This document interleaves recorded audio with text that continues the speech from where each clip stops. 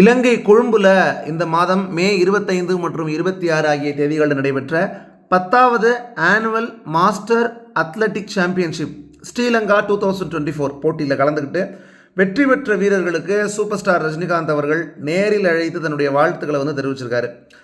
இது பார்த்திங்கன்னா அபுதாபிக்கு போயிட்டு சூப்பர் ஸ்டார் செய்த ஒரு விஷயம்.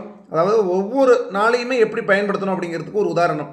இதில் வெற்றி பெற்ற வீரர்கள் பார்த்திங்கன்னா ரெட் ஜெயின் மூவிஸில் இருக்கிற எம் செண்பகமூர்த்தி அவர்கள் நம்ம எல்லாருக்குமே தெரியும். அவர் அதுமாரி சுரேஷ் காசிநாதன் அவர்கள், அதுமாரி ஜீசு எஸ்தர் ராணி அவர்கள், ஆர் பிரமிளா அவர்கள், இவங்க எல்லாருமே பார்த்திங்கன்னா இதில் வெற்றி பெற்றிருக்காங்க. வெற்றி பெற்ற வீரர்கள் எல்லாருக்கும் தன்னுடைய வாழ்த்துக்களை சாதாரணமாக தொலைபேசியில் தெரிவிக்கல ரஜினி அவர்கள். எல்லாரையும் தன்னுடைய வீட்டுக்கு அழைத்து அவங்க எல்லாரும் அந்த மெடலோடு இருக்கிற மாதிரி ஃபோட்டோ சூப்பர் ஸ்டார் அவங்களோட எடுக்க வச்சு அனுப்பிச்சிருக்காங்க. மனதார வாழ்த்திருக்காங்க எல்லாரையும்.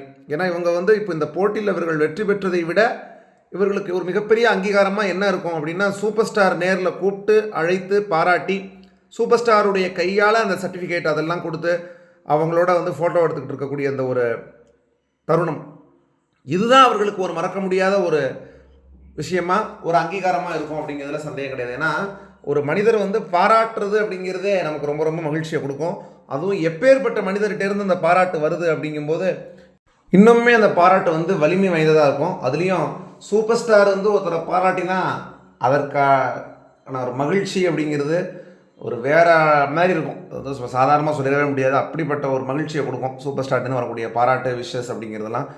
அதுலேயும் இவங்க 4 பேருடைய அந்த சாதனை அச்சீவ்மெண்ட், இதுக்கு சூப்பர் ஸ்டார் கொடுத்துருக்கக்கூடிய அந்த ஒரு பாராட்டு நேர்லேயே அழைத்து பண்ணியிருக்கிறதுங்கிறது உண்மையாகவே ஒரு மிகப்பெரிய விஷயம். இப்போது சூப்பர் ஸ்டார் இமயமலை கிளம்பியிருக்காங்க.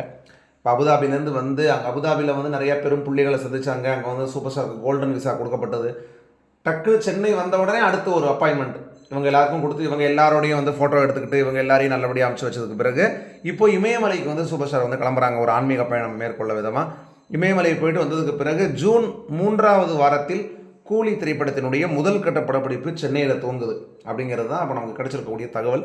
தொடர்ந்து தன்னை பிஸியாகவே வச்சுக்கிட்டு இருக்கார் சூப்பர் ஸ்டார் இந்த ஒரு 74 வயதுலையும்.